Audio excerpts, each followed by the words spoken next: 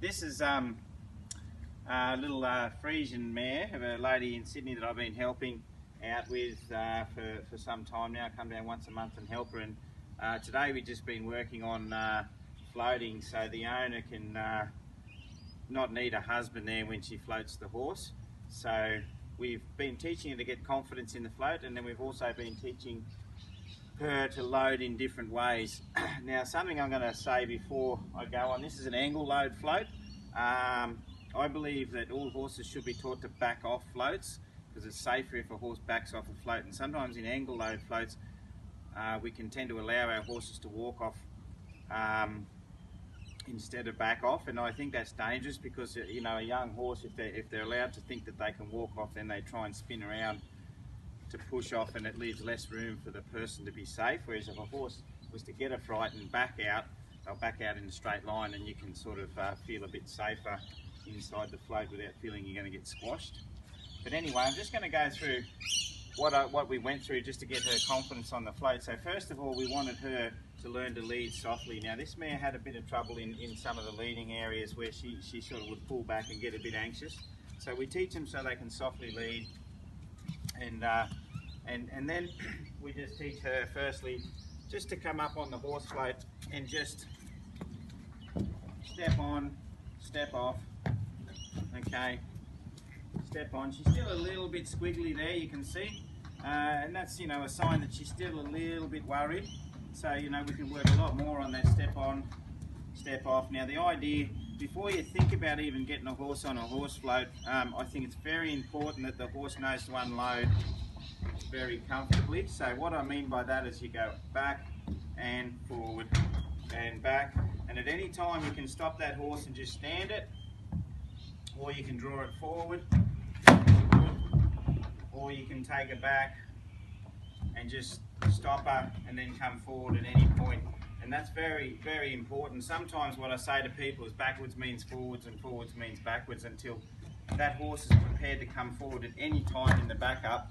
Also, not just come forward but stand at any time. So priority first is I go in with the horse building confidence. If the horse wants to think about the horse float or anything like that, then I'll stand back, I'll let it think, I'll let it sort of tap the floor, I'll let it sniff, all that sort of thing. And then eventually I'll get him to, you know, come all the way up with me. But by the time that I've got inside the horse float with the horse already knows how to back out, because it's gone backwards and forwards at every stage on that float so many times that there's no worries there. Okay, so once we've got that established, then you might start to think about loading that horse, like think about preparing the horse for self-loading. Now, something that we did a lot with this mare, she sort of ran away from people from the side. So, you know, a lot of horses, they're lunged by chasing them off, yeah, and a lot of people send them out with a bit of pressure and the horse goes out on a lunge. Well, what I do is I tend to teach horses to really softly go past me and feel confident about that. And then I want them to go past me and not feel that they want to skedaddle out there. Now, this mare, as soon as you sent her past you like that while her feet were moving, she'd ping off and go right to the end of that rope and want to run away. So what we did work with the owner, myself and the owner, is we got her to learn just to pass us like this and just walk along like that and not feel too worried. See how she can just wander off there without feeling she's, you know, worried, or, you know, as soon as the shoulder or the hip passes me, she's not getting worried. So that's very important, that you teach your horses just to lead through like that without any stress. And if you can't get them to lead past you like that softly, then I believe they're not ready to be self-loaded, because that's a big thing in their confidence. So now, what I'm going to sort of teach her before this, in preparation for self-loading, is I'm going to teach her now to do what I just did just then. I'm going to teach her to, now I've already done this, teach her to do that, good girl, and I'm going to teach her to back off. But as I said just before, she's already very confident with passing me. So now she's just got to do what she's already been taught with me, is step on the float and step off the float and go past me. So all those things she already knows. You don't expect them to go past you if they can't pass you confidently, yeah? So then I might just help her up through here. Good girl, go past me here. Okay? and I just do that, and just till she can walk in like that. So then I can take her and I can back her here, good. Then I can step her forward here if I want, good. Whoop, watch my toe, okay, and just get her to softly back off. So she's been prepared by getting confidence to go past me. She's already been taught to unload off the float, and she's taught to get confidence in the float by going in with me first, because I'm the one that helps them with their confidence if they're not sure about the horse float. So now I'm going to go to the third stage, and this is why I like horses to know how to lead. Now this is a way that I would sort of suggest that people prepare their horses to do, so they've got an easy way when they're loading a few horses and they're on their own to get their horse tied in there safely. I've got a longer rope, and there's a reason for that, because I like to teach my horses, once I've sent them in like that, to lead in to a dead object, because sometimes we have our horses tied up to a dead object. So this tie ring in here would be a dead object, and if you do all the work with your horse and you don't teach them to walk up to a rail or something like that through being tied up, then maybe they're not going to be prepared to go in. And she got a little bit nervous when she saw that rope stretched out up there, and it took a little while just to get her to step back and step forward until she was confident. But now we're just going to show you. So I'm going to walk out here where I'm safe, okay?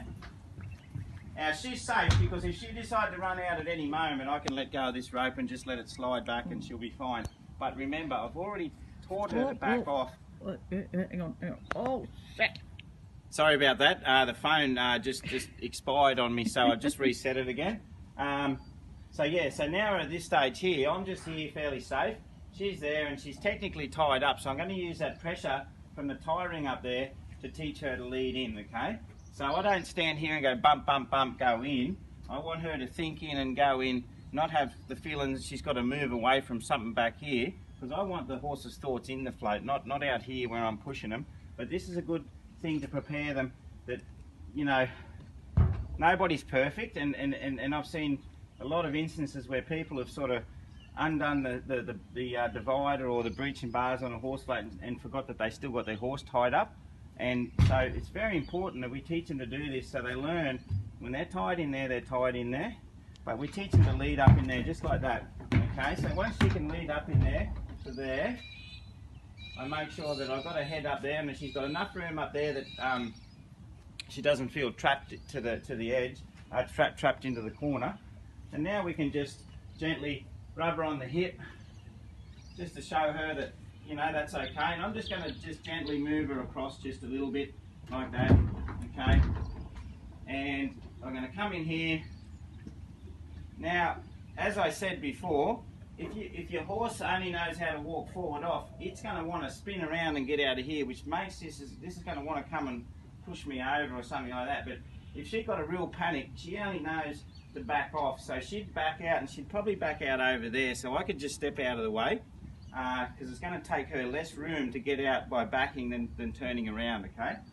So very important that no matter what load you've got, I think it's very important just to teach them to back off, and that's the only habit that they know. Okay, good. Then we can do that up, okay? And then, now this float hasn't got it, so I will do that up now. I'll just do that up there. Just like that. Now, I've got this nice long rope here. So what I'm going to do is I'm just going to take it across here. Now, I've got a choice. Now, this float hasn't got it, but if I was loading two horses, I could put another tie ring here, so it goes through there, and I could tie this horse off just here. So when I come back into the float after we've gone somewhere, I can just untie here and stand back here and unload. The other thing I could do is just gently reach in and have one of those, you know, some people have their tie in here, like a rubber tie or something like that. I could just quickly undo that knot, tie up. When I come back, I just tie up and then take her off. So I'm just going to go to the unloading part of it now. So I'm going to pick up this rein here. So I've untied her potentially from here. She's still a bit nervous in here, this mare. As you can see, she's, you know, it's taken a lot of work to get her quiet and and just real calm and soft about things, but she's not just one of those mares that just copes with everything. She is worried about things. That's why it's very important to build her confidence. Definitely build it, not destroy it. Okay, so now the next thing is now as I say, if she was to run out now, if I stepped across here, generally she's going to run off and I'll be safe, okay? So I'm going to just take that out of the way, okay? Now, we're back to being fairly safe here. Now she knows she never turns and goes out, so that's very important. She waits, okay? What we're trying to teach her is to wait, not when I take this away, she just doesn't step across and prepare to back off. She waits up against that divider, because for a young horse like her, I would rather go in and teach her to back off very carefully. So she waits in that position, then I come up, I secure a good spot here. So now I'm safe, you know. She runs out, I'm in front of her, yeah? So I'm just going to take that, and she's already starting to want to go back. Now, if you unload your horse every time you stop, then they will unload, so you have to be very careful. So I'm just going to show you what I'm going to do here. What I'm going to do is I'm just going to take that through. Now I'm just going to step her forward before I back her. Step her forward. Okay. So she backs up the next. So now I'm going to step her back. And then I'm going to step her forward. Good. I'm going to step her back. And I think every horse should be unloaded like that, because then they're always prepared to come forward at any time. You know, if you went to a show and some poor toddler got a little bit lost around behind your horse float and was walking there and you couldn't stop your horse, you know, there's a potentially dangerous situation. So basically, every horse I unload them like a yo-yo. I just unload them connected to me. So it's not about on or off, it's just you connect it and unload, okay? And